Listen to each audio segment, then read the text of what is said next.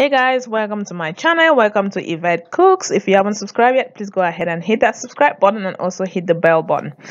I am going to show you a very simple recipe on how to make cauliflower pizza crust. It's a very delicious and easy recipe for those on keto diet or low carb diet. So I just grab a big cauliflower from the store and I just gonna clean it up, cut it, and I'm going to rice it. I like to rice mine at home. I like to buy the one that's not been riced, but you can find the one that you can rice that is already riced from the store, but I prefer this one especially for pizza. So I'm just ricing it on the medium side. I'm done. That's what it looks like, and I'm just going to go ahead and put that in a microwave for 3 minutes just to cook it so that I can get the excess water out. So I've already cooked it in the microwave for 3 minutes. Let it cool down. Please let it cool down because it's gonna burn. Put it in my cheesecloth and just squeeze out that excess water. This part is very important, guys, because you don't want this excess water in your flour or in your crust. It's gonna make things not too good. It's gonna make it too soft. So this part is really important. So I'm going to transfer that into another bowl, and then I'm just trying to scatter that if that I don't even know if that makes sense.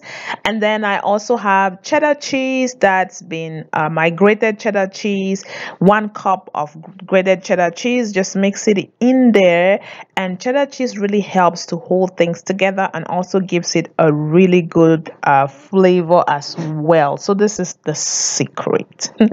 And then I'm going to add one egg also. An egg also would help to hold things together as well. Then I'm just going to mix all of that into a smooth consistency. Now that I'm done, I'm going to go ahead and season it. So I'm going to use half a teaspoon of garlic powder and half a teaspoon of onion powder and some salt. So you can season it any way you want to season your stuff, guys. Just put anything in there that you want.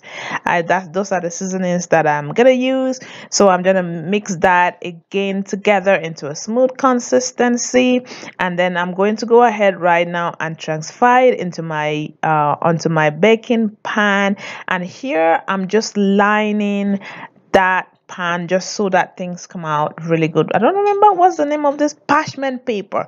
So I'm lining it with parchment paper. This is important, especially when you're using cauliflower, because you want to use it on a surface that will come off very easily. So parchment paper is really important. So I'm just trying to form like a smooth round pizza dough with this by just pressing my hands on it and just carefully playing with it to make sure that I get a perfect round dough for my pizza.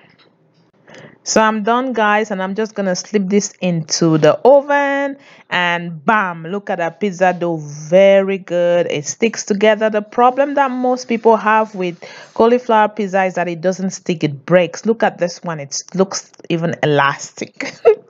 So I'm just gonna go ahead and just make my pizza. So honestly, guys, when it comes to this stage of whatever you put on your pizza, it's up to you, but I'm just going to show you what I put on mine. So I'm just putting some pizza sauce on there and some pepperoni and just, yeah.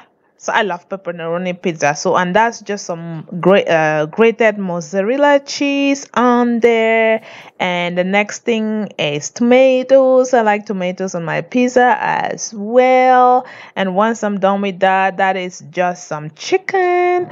Just putting some chicken on there. And the next thing is gonna be another handful of mozzarella pizza cheese, and that's just onions. Just throw some onions on there, and then I like black olives. Is black olives even keto friendly? I think they are.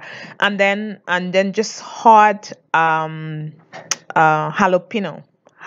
peppers is the next thing that I'm putting on there. I like hot things like hot sauce.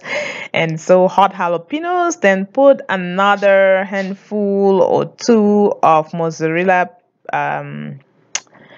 thing on it, and I'm going to put it back into the oven, and bam, it's ready. So once it was in the oven, I just keep an eye on it. The only thing I just needed to make sure that my cheese is properly melted, because there's really nothing on there that needs to cook for long, right?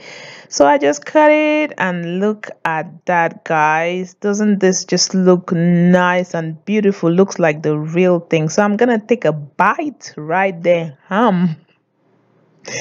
It tastes so good. It is breathtaking. It tastes really good, guys. You need to try this recipe.